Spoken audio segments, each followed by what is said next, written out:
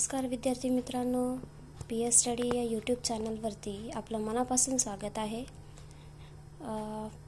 सर्वप्रथम मी सर्वांची माफी मागते की मी खूप उशिरा व्हिडिओ टाकत आहे. याचं कारण आहे की मी थोडीशी शारीरिकरित्या आजारी होते. तर सुरुवात करूया आजच्या टॉपिकपासून.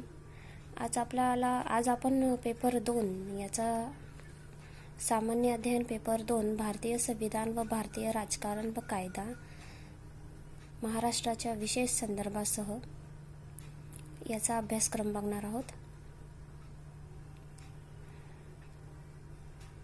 त्यामध्ये नवीन टॉपिक्स आपण बघणार आहोत जे मी हायलाईट केलेले आहे, तुम्ही बघू शकता स्क्रीनवर. भारताचे संविधान, यामध्ये संविधानाची निर्मिती प्रक्रिया, संविधानाची ठळक वैशिष्ट्ये, संविधानाचे तत्वज्ञान, धर्मनिरपेक्ष, लोकशाही आणि समाजवादी, मूलभूत हक्क. तर या ठिकाणी आपण बघत आहोत की संपत्तीचा हक्क या मूलभूत हक्काचा दर्जात झालेले बदल हा या ठिकाणी नवीन पॉईंट ॲड करण्यात आलेला आहे. शिक्षणाच्या हक्काचा मूलभूत हक्कामध्ये समावेश, राज्याच्या धोरणाची मार्गदर्शक तत्त्वे, मूलभूत हक्क व राज्याच्या धोरणाची मार्गदर्शक तत्त्वे यांच्यातील परस्पर संबंध, कामाचा हक्क, मनरेगा स्कीम. हे तुम्ही बघू शकता की यावर्षी नवीन पॉईंट ॲड करण्यात आलेला आहे आणि मनरेगा स्कीम भरपूर जणांना माहितीच असणार. माहितीचा अधिकार, मूलभूत कर्तव्य, स्वतंत्र न्याय व्यवस्था, घटना दुरुस्तीची प्रक्रिया आणि भारतीय संविधानातील ज्या काही आजवरच्या प्रमुख घटना दुरुस्त्या आतापर्यंत चालू घडामोडीमध्ये झालेल्या आहेत, तुम्ही बघू शकता त्यांचा या ठिकाणी आढावा घेण्यात यावा.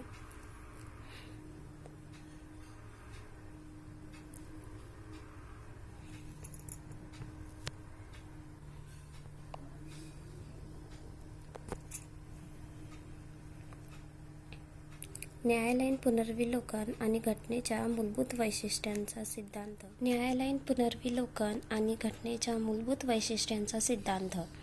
जसे बघू शकता केशवानंद भारती केस, मनेका विरुद्ध मद्रास राज्य आणि मिनर्वा मिल खटली. या ठिकाणी तुम्ही बघू शकता आता रिसेंटमध्येच केशवानंद भारती यांचे निधन झाले होते. तर त्या ठिकाणी तुम्ही केशवानंद भारती यांचा जो खटला आहे तो प्रियांबल म्हणजे आपली भारताची जी काही प्रियांबल आहे त्याशी संबंधित आहे. प्रमुख आयोग आणि मंडळाची रचना आणि कार्ये, निवडणूक आयोग, केंद्रीय आणि राज्य लोकसेवा आयोग, राष्ट्रीय महिला आयोग, मानवी हक्क आयोग, राष्ट्रीय अल्पसंख्याक आयोग, अनुसूचित जाती अनुसूचित जमाती आयोग, नदी पाणी विवाद निवारण मंडळ, केंद्रीय माहिती आयोग. आता दुसरा पॉईंट आहे भारतीय संघराज्य व्यवस्था. या ठिकाणी मी तुम्हाला ही जे सांगत आहे पॉईंट टू पॉईंट ते आपण आपल्या जुन्या सिलेबसमध्ये असं सविस्तर दिलेलं नाही आहे. म्हणजे जुना सिलेबस म्हणजे आपला जो आयोगाचा सिलेबस आहे त्यामध्ये पॉईंट मी सविस्तर नाही आहे आणि मी तुम्हाला सविस्तर यासाठी सांगत आहे की तुमचा जो अभ्यास आहे तो सरळ आणि सोपा व्हावा. कायदेविषयक विषयांचे वाटप, संघसूची, राज्यसूची, समवर्ती सूची, विशेषाधिकार, कलम 370, कलम 371 आणि असममितीय संघराज्य व्यवस्था, राज्याची भाषावर पुनर्रचना, प्रादेशिक असमतोलाचा मुद्दा आणि नव्या राज्याची निर्मिती, केंद्र राज्य संबंध, त्यामध्ये प्रशासकीय, कार्यकारी व वित्तीय संबंध. या ठिकाणी तुम्ही चालू घडामोडीचा टॉपिकसुद्धा मेन्शन करू शकता. केंद्र राज्य संबंधामध्ये जे काही करंटमध्ये सध्या चालू आहे त्याची जोड तुम्ही याला लावू शकता. राज्यातील संबंध, आंतरराज्यीय परिषदा, विभागीय परिषदा. आणि नवीन पॉईंट आहे या ठिकाणी नीती आयोग आणि आर्थिक संघराज्याचे बदलते स्वरूप, सरकारी आयोगाच्या शिफारशी. हे या ठिकाणी नवीन पॉईंट आहे. भारतीय राजकीय व्यवस्था, शासनाची संरचना, अधिकार व कार्ये हे आपण बघणार आहोत.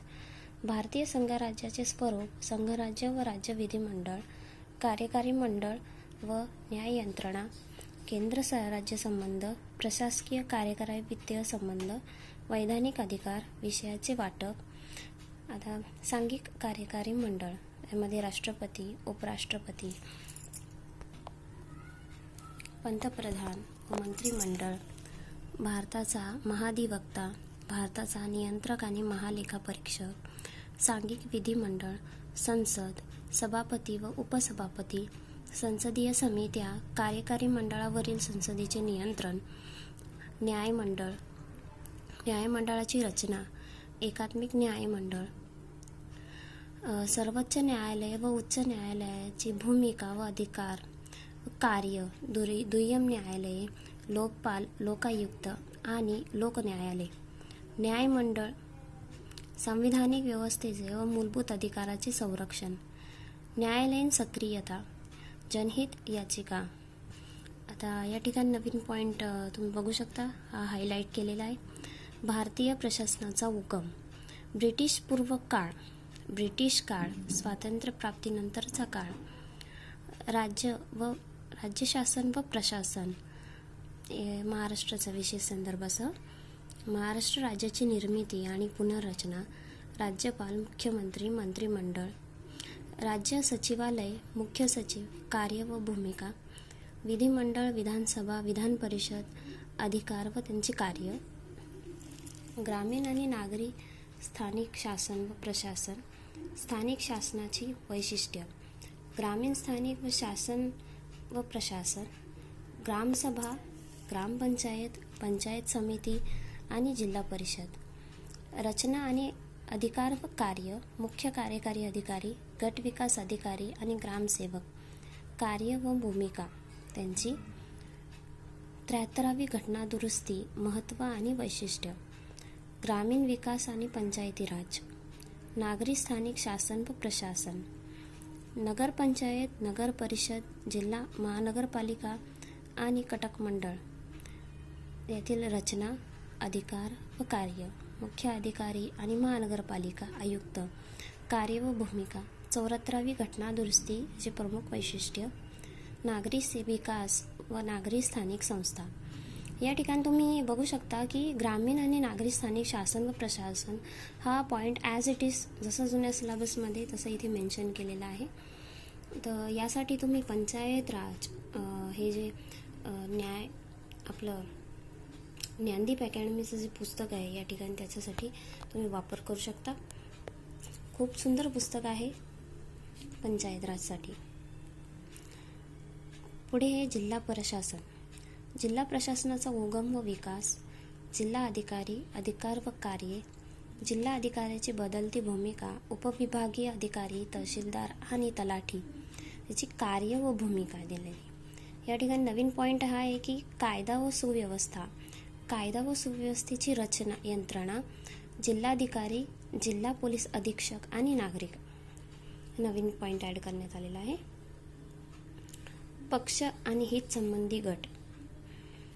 यामध्ये भारतीय पक्ष पद्धतीचे बदलते स्वरूप, राष्ट्रीय पक्ष व प्रादेशिक पक्ष, विचार प्रणाली, संघटन, पक्षीय निधी, निवडणुकीतील कामगिरी, सामाजिक आधार, महाराष्ट्रातील प्रमुख हितसंबंधी गट.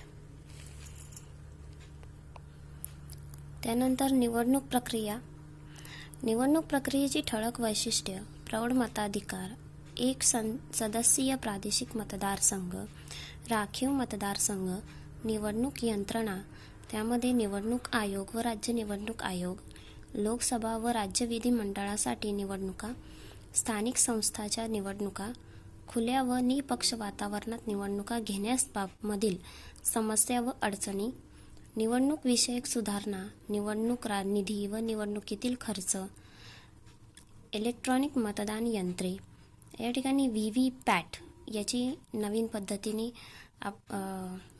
ही नवीन पद्धतीने हे पॉईंट ॲड करण्यात आलेला आहे. या ठिकाणी तुम्ही ते अभ्यास करू शकता. पुढच्या लेक्चरमध्ये मी तुम्हाला व्हीव्हीपॅट नेमकं काय आहे याचे सविस्तर चर्चा घेऊन येणार आहे. या ठिकाणी नंतर आपण पाहू प्रसार माध्यमे, मुद्रण व इलेक्ट्रॉनिक प्रसारमाध्यमे धोरण निर्धारणावर त्यांचा होणारा परिणाम, जनमत तयार करणे व लोकजागृती करणे, भारतीय वृत्तपत्र परिषद, प्रेस काउन्सिल ऑफ इंडिया, जनसंपर्क प्रसारमाध्यमांसाठी आचारसंहिता, फेक न्यूज व पेड न्यूज, मुख्य प्रवाहातील जनसंपर्क प्रसारमाध्यमांमधील महिलांचा सहभाग, वस्तुस्थिती व मानके, भाषण व अभिव्यक्ती स्वातंत्र्य आणि त्यावरील मर्यादा. सामाजिक माध्यमांमुळे निर्माण झालेली नवीन आव्हाने. आता या ठिकाणी पाहणार आहोत शिक्षण पद्धती. अतिशय महत्त्वाचा पॉईंट आहे शिक्षण पद्धती. राज्य धोरण व शिक्षण याविषयीची निर्देशक तत्वे. वंचित घटक यामध्ये अनुसूचित जाती, जमाती, मुस्लिम व महिला यांचे शिक्षणाविषयक प्रश्न. शिक्षणाचे खाजगीकरण, शिक्षणाची उपलब्धता, गुणवत्ता, दर्जा व सामाजिक न्याय यासंबंधीचे मुद्दे. उच्च शिक्षणातील समकालीन आव्हाने. शिक्षणात माहिती तंत्रज्ञानाचा वापर, NMEICT, ई-पाठशाला, ई-PG पाठशाला, स्वयं यासारखे टॉपिक्स आहेत शिक्षण पद्धतीमध्ये, जी शिक्षण पद्धतीला प्रोत्साहन देण्यासाठी आहेत. ई-पाठशाला, ई-PG यासारखे. सर्व शिक्षा अभियान, माध्यमिक शिक्षा अभियान. प्रशासनिक कायदा या ठिकाणी बघणार आहोत. त्या ठिकाणी कायद्याचे राज्य, सत्ता विभाजन, प्रत्यायुक्त कायदे, प्रशासकीय स्वेच्छा निर्णय, प्रशासनिक न्यायाधिकरणे, नैसर्गिक न्यायाची तत्त्वे, दक्षता आयोग, लोकपाल आणि लोकायुक्त, लोकसेवकांना संविधानिक संरक्षण. त्यानंतर महाराष्ट्र जमीन महसूल संहिता 1966 हा नवीन पद्धतीने पॉईंट ॲड करण्यात आलेला आहे यावर्षी. त्या ठिकाणी यामध्ये तुम्ही बघणार आहात की व्याख्या, जमिनीचे वर्ग व प्रकार, जमिनीचा वापर व वापर बदलासंबंधी प्रक्रिया, जमीन महसूल निर्धारण, आकारणी व जमाबंदी, भूमी अभिलेख, अपील, पुनरीक्षण व आणि पुनर्विलोकन संबंधी तरतुदी. काही सुसंबंध कायदे आहेत ते बघूयात आपण. या ठिकाणी बालकांचं मोफत व सक्तीचं शिक्षण अधिनियम 2009 हे तुम्ही बघू शकता. पर्यावरण संरक्षण अधिनियम 1986. सॉरी, माझं काहीतरी चुकलं, मी 2 नंबरचा पॉईंट पहिले वाचला. पर्यावरण संरक्षण अधिनियम 1986. व्याख्या, उद्दिष्टे, यंत्रणा व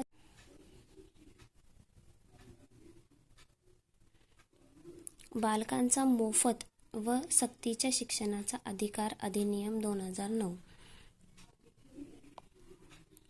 व्याख्या, उद्दिष्टे, बालकांचा शिक्षणाचा अधिकार, शासनाचे कर्तव्य तसेच शाळा व शिक्षणाच्या जबाबदाऱ्या.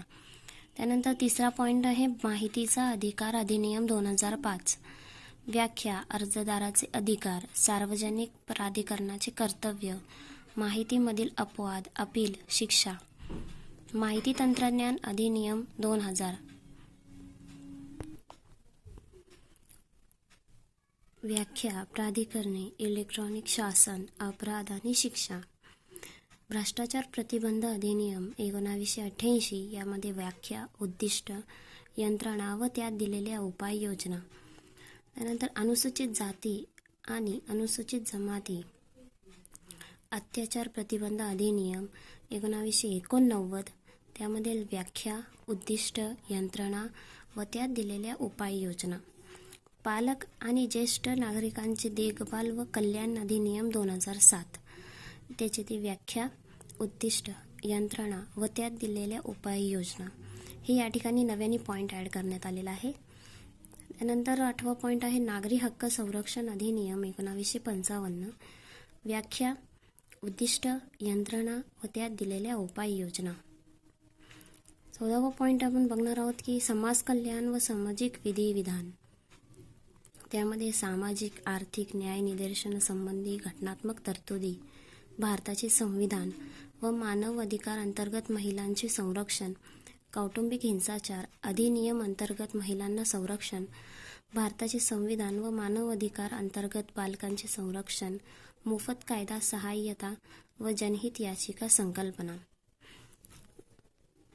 वित्तीय प्रशासन, अर्थसंकल्पीय प्रक्रिया, त्यामध्ये अर्थसंकल्प तयार करणे, कायदेशीर प्रक्रिया आणि अंमलबजावणी करणे. त्यानंतर सार्वजनिक खर्चावरील नियंत्रण, संसदीय नियंत्रण, वित्त मंत्रालयाचे त्यानंतर समित्यांद्वारे नियंत्रण, लोकलेखा समिती, अंदाज समिती आणि सार्वजनिक उपक्रम समिती. भारताचे नियंत्रक व महालेखा परीक्षक यांचे कार्य व भूमिका. या ठिकाणी कृषी प्रशासन आणि ग्रामीण अर्थव्यवस्था नवीन पद्धतीने पॉईंट ॲड करण्यात आलेला आहे, म्हणजे नवीन पॉईंट ॲड करण्यात आलेला आहे. त्यामध्ये हरित क्रांती आणि धवल क्रांती हे 2 पॉईंट आहेत. सार्वजनिक सेवा, अखिल भारतीय सेवा, केंद्रीय सेवा व राज्य सेवा, संविधानिक दर्जा व कार्य त्यांची. भरती आणि प्रशिक्षण, भरती व प्रशिक्षणाचे प्रकार. प्रशिक्षण संस्था, लाल बहादूर शास्त्री प्रशासन अकादमी, याला आपण लबासना म्हणतो. सरदार वल्लभभाई पटेल राष्ट्रीय पोलीस अकादमी, यशवंतराव चव्हाण विकास प्रकाशन प्रबोधिनी, यशदा म्हणतात. व भारतीय लोकप्रशासन संस्था IIPA. केंद्रीय सचिवालय, त्यामध्ये पंतप्रधान कार्यालय, मंत्रिमंडळ सचिव, त्यांचे अधिकार, कामे आणि भूमिका. घटनात्मक आणि वैधानिक संस्था, त्यामध्ये घटनात्मक संस्थांमध्ये येते राज्य निवडणूक आयोग, महाधिवक्ता. वैधानिक संस्थांमध्ये लोकपाल आणि लोकायुक्त. हे 2 नवीन पॉईंट ॲड करण्यात आलेला आहे, तुम्ही बघू शकता, मी हायलाईट केलेले आहे. लोकप्रशासनातील संकल्पना, दृष्टिकोन आणि सिद्धांत. त्यामध्ये संकल्पनामध्ये नवीन सार्वजनिक व्यवस्थापन, नागरी संस्था, विकेंद्रीकरण व प्रत्यक्षीकरण आणि ई-गव्हर्नन्स हे महत्त्वाचा पॉईंट आहे. दृष्टिकोन, त्यामध्ये वर्तणुकात्मक दृष्टिकोन आणि व्यवस्था दृष्टिकोन. सिद्धांतामध्ये नोकरशाही सिद्धांत आणि मानवी संबंध सिद्धांत. सार्वजनिक धोरणामध्ये सार्वजनिक धोरण, त्याची निर्मिती, अंमलबजावणी, मूल्यमापन आणि विश्लेषण. सार्वजनिक धोरणे आणि जागतिकीकरण, भारतातील सार्वजनिक धोरणाची प्रक्रिया. तर विद्यार्थी मित्रांनो, या ठिकाणी आपण पेपर 2 भारतीय संविधान व भारतीय राजकारण व कायदा याचा अभ्यासक्रम बघितला. उद्याच्या भागात आपण बघणार आहोत की सामान्य अध्ययन पेपर 3 आणि पेपर 4 याचा सिलेबस आपण उद्याच्या भागात बघणार आहोत.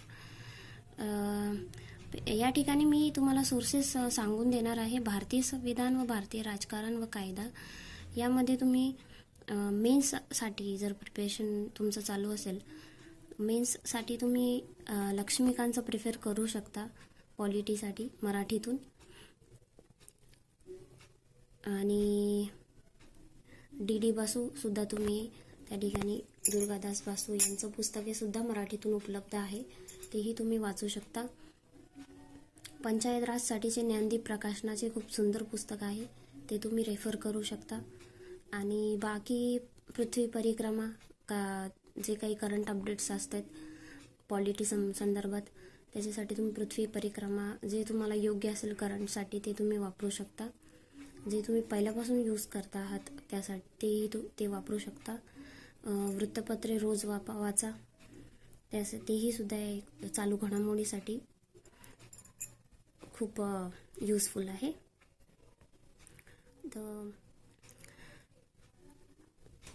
माझ्या चॅनलला लाईक करा, सबस्क्राईब करा आणि बेल आयकनला प्रेस करा, जेणेकरून तुम्हाला माझ्या नोटिफिकेशन रोजच्या रोज मिळत राहतील. Thank you so much friends. Bye.